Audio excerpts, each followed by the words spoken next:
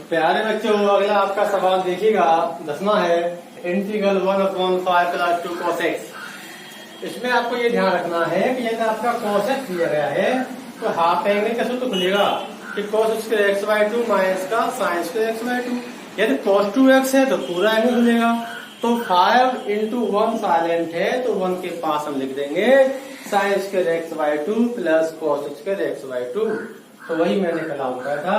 तो 5 × 1 साइलेंट है तो sin square x/2 plus cos square x/2, ठीक है, प्लस 2 cos x, ये होता है cos स्क्वायर x/2 माइनस का sin स्क्वायर x/2, ठीक है।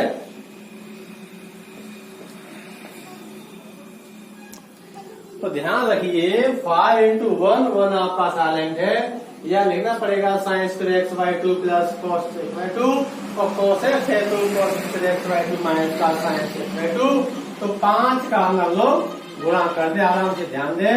तो 5 sin square x/2 plus 5 cos square x/2 plus 2 cos square x/2 minus का 2 sin स्क्वायर x/2 dx आपका रहेगा मुझे।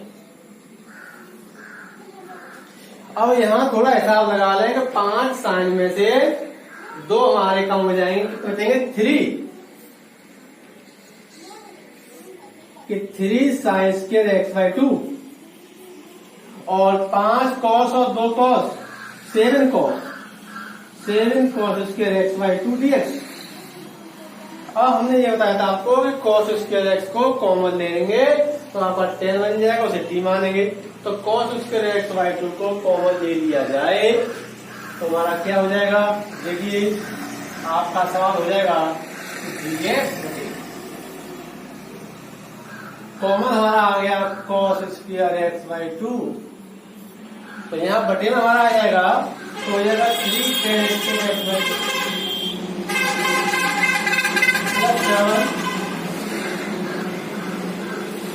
1 cos हमारा है sec, तो sec square x/2 dx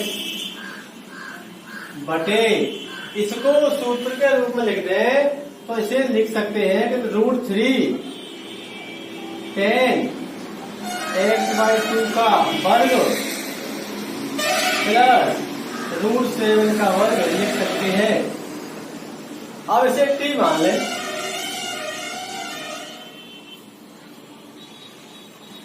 √3 tan x/2 बराबर t मान लिया, ठीक है। चलिए अब करेंगे अवकलन। √3 tan का होता है sec स्क्वायर x/2, अब करेंगे x/2 का, ये हो गया 1/2 dx बराबर dt। तो ये हमारा आ गया कि √3 को भी ट्रांसफर कर दें तो आपका बचेगा sec स्क्वायर x/2 dx बराबर हो जाएगा कि 2/√3 dt। और जहां हमारा sec स्क्वायर x/2 है वहां आ जाएगा 2/√3 dt। कहाँ आ जाएगा, यहाँ पर sec स्क्वायर x/2 dx बराबर 2/√3 dt, और ये हो जाएगा t का वर्ग, ये हो जाएगा √7 का वर्ग। चलिए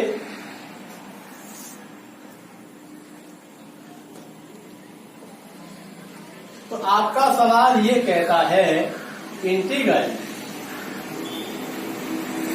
2/√3 dt बटे, ये हो गया हमारा t का वर्ग, ये हो गया √7 का वर्ग,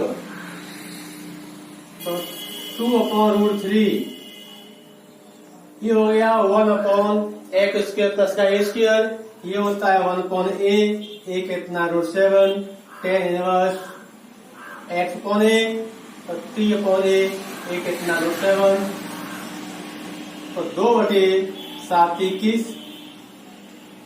tan इनवर्स t का मान दिया है कि tan x/2 upon √7 plus c तो ये सवाल आपका इम्पोर्टेंट है परीक्षाओं को देखते हुए, और सवाल हमारा सरल भी है। तो ध्यान रखिए, ये आपका 5 माइनस का भी हो सकता है, 3 प्लस का हो सकता है, cos x हो या sin x हो। तो वहां आप लोग हाफ एंगल खोल लें और अपना सूत्र बना लें, उसमें tan को t मान लें। आपका बहुत सरल सवाल है। तो ये आपका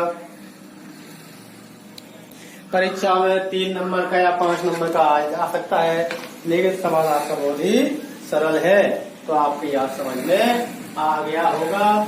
अब अगला क्वेश्चन देखिए बच्चों।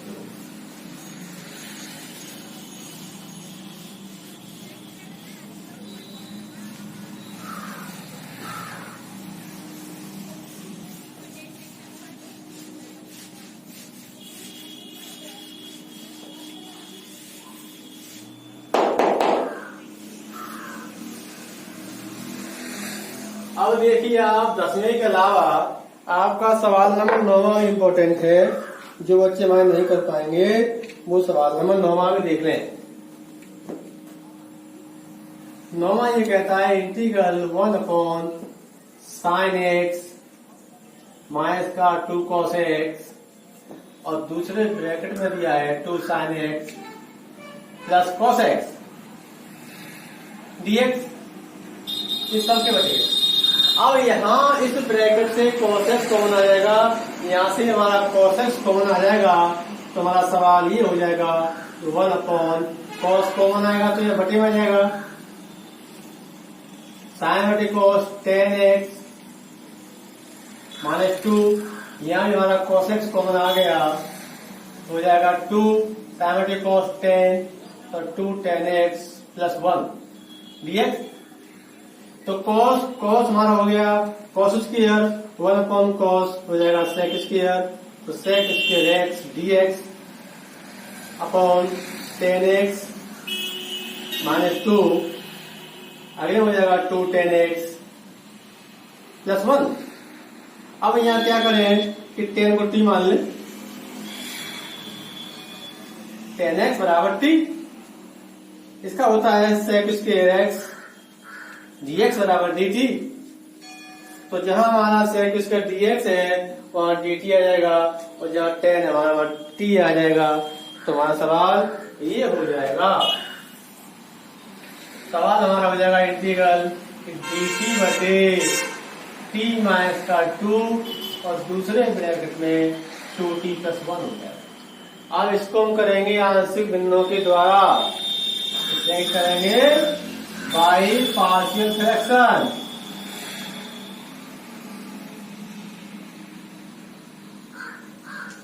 ये हमारा होता है 1 बटे t माइनस का 2 और 2t प्लस 1, ये हो गया a बटे t माइनस 2, b बटे सादा ब्रैकेट 2t प्लस 1, लासा लेते हैं तो t माइनस का 2 और 2t प्लस 1, लासा दोनों आ गए, इधर आ गया a 2t प्लस 1 और b